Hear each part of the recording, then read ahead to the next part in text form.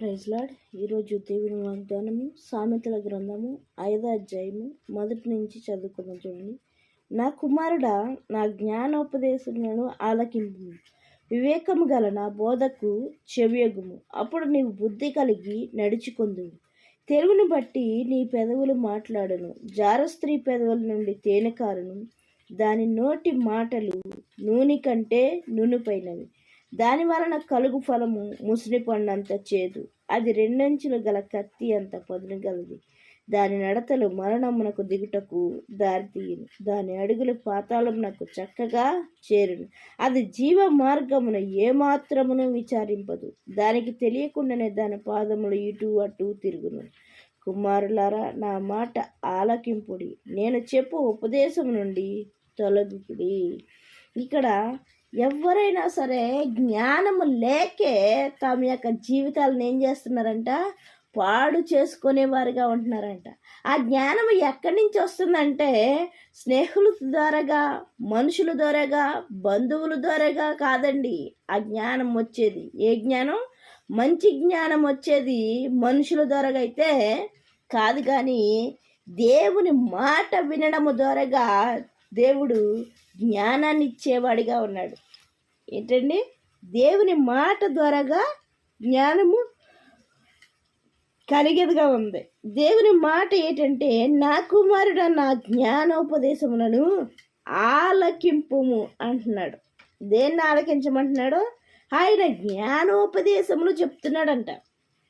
ఆయన బైబిల్ ఎప్పుడైతే మనము చదువుతూ ఉంటున్నామో, ఎప్పుడైతే వాక్యానుసారంగా ఉండాలనే ఆలోచన కలుగుతుందంటే, ఎప్పుడైతే నువ్వు వాక్యాన్ని చదువుతున్నావో అప్పుడు వాక్యానుసారంగా ఉండాలనే ఆలోచన కలుగుతుందండి. ఎందుకంటే వాక్యము నీతో, నాతో, మనందరితోటి మాట్లాడుతుందండి. ఏమని మాట్లాడుతుంది? నీ ప్రవర్తన సరిదిద్దుకోమని. మన ప్రవర్తన సరిగ్గా లేనప్పుడు వాక్యమే దేవుడై ఉన్నాడు కాబట్టి ఆ దేవుడు వాక్య రూపంలో మనతో మాట్లాడి మన యొక్క ప్రవర్తన సరిదిద్దేవాడిగా ఉంటాడు. జ్ఞానోపదేశములను ఆలకింపుము అంటున్నాడు. ఆలకించడం అంటే ఒకవేళ నీకు చదవడం రాకపోతే చెప్పేదన్నా వినమని అర్థం అన్నమాట.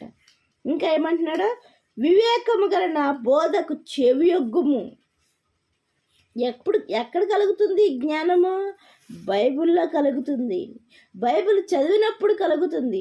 బైబిల్ మాటలు వినినప్పుడు కలుగుతుంది. జ్ఞానము లేకయే చాలామంది తమకి ఇష్టం వచ్చినట్టుగా నడిచేవారుగా ఉంటున్నారు. అయితే వాక్యంతో హెచ్చరిస్తున్నాడు ఆయన, నీకున్న జ్ఞానము జీరో.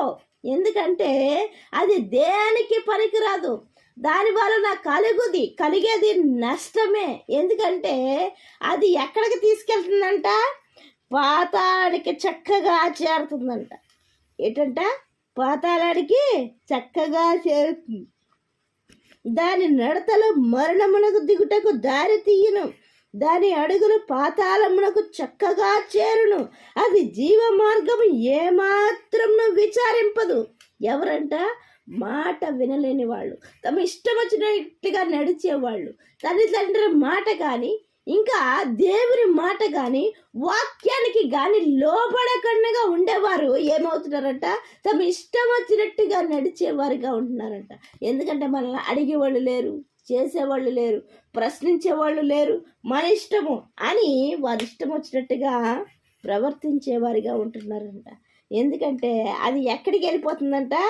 నరకానికి తీసుకెళ్ళిపోతుందంట. ఎందుకంటే పాపం అంటే సిగ్గు, నరకం అంటే భయం కలిగిన రోజు దేవుని యందు భయభక్తులు గలదానిగా ఉండేవాడిగా ఉంటావు. ఆ భయము భక్తి లేని నాడు నీ ఇష్టం వచ్చినట్టుగా తిరిగేదానిగా ఉంటావు. ఎందుకంటే మాట వినకుండా, వాక్యాన్ని అర్థం చేసుకోకుండా, వాక్యాన్ని చదవకుండా, దేవుడితో మాట్లాడకుండా, దేవునికి ఇష్టకరమైన జీవితాన్ని జీవించకుండా ఉండడం ద్వారా ఎక్కడికి వెళ్ళిపోతున్నావంటే సరాసరి నరకానికి వెళ్ళిపోతావని వాక్యముతో ఆయన హెచ్చరించేవాడిగా ఉంటున్నాడు. ఎందుకంటే ఇక్కడ చూడండి, దాని వలన కలుగు ఫలము ముసుని పండంత చేదు. జారస్త్రీ పెదవుల నుండి తేనె కారును. దాని నోటి మాటలు నూనె కంటే నూనెపైనవి. నిన్ను ఎక్కడికైనా ప్రోత్సహించడానికి ఏంటంట? ఎలాంటి మనుషులు స్నేహం చేస్తున్నారు నీతోటి?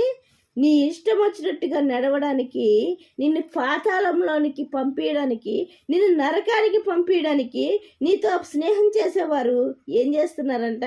అక్కడికి చేర్చడానికి సిద్ధపాటు కలిగేవారుగా ఉన్నారట. అయితే నీ కోసం నా కోసం ప్రాణం పెట్టిన మన దేవుడు ఏమంటున్నాడంటే, అక్కడికి వెళ్ళొద్దమ్మా, అక్కడికి వెళ్ళొద్దు కుమారుడా. ఎందుకంటే అక్కడ ఏడ్పును పండుకొరటను ఏంటంట, అగ్ని ఆరదు, పురుగు చావదు. కాబట్టి అక్కడికి వెళ్ళొద్దు.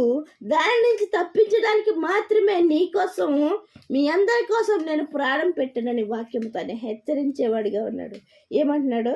కుమారులారా నా మాట ఆలకింపుడి, నేను చెప్పు ఉపదేశమునకు తొలగుకుడి. నేను చెప్పిన మాటలు వినండి, దాని నుంచి తప్పుపోవద్దు. ఎందుకంటే అది నూనె కంటే నునుపుగా ఉంటుంది, ముసిడి పడినంత చేదుగా ఉంటుంది. ఆ నరకములో మీరు నరిగిపోవుట నాకు ఇష్టం లేదు. అందుకాబట్టి నేను వాక్యంతో మిమ్మల్ని హెచ్చరించేవాడిగా ఉన్నాడు. మీ ప్రవర్తన సరిదిద్దుకోమని వాక్యంతో మీతో మాట్లాడేవాడిగా ఉన్నాను.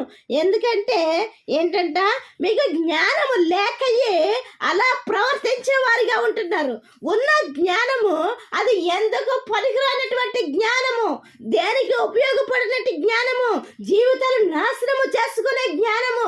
ఆ జ్ఞానాన్ని విడిచిపెట్టి వాక్యములో ఉన్న జ్ఞానాన్ని నేర్చుకోండి ఆయన వాక్యముతో మనల్ని హెచ్చరించేవాడిగా ఉన్నాడు. మనల్ని నరకానికి వెళ్ళకుండా కాపాడడానికి ఆయన సిద్ధంగా ఉన్నాడు.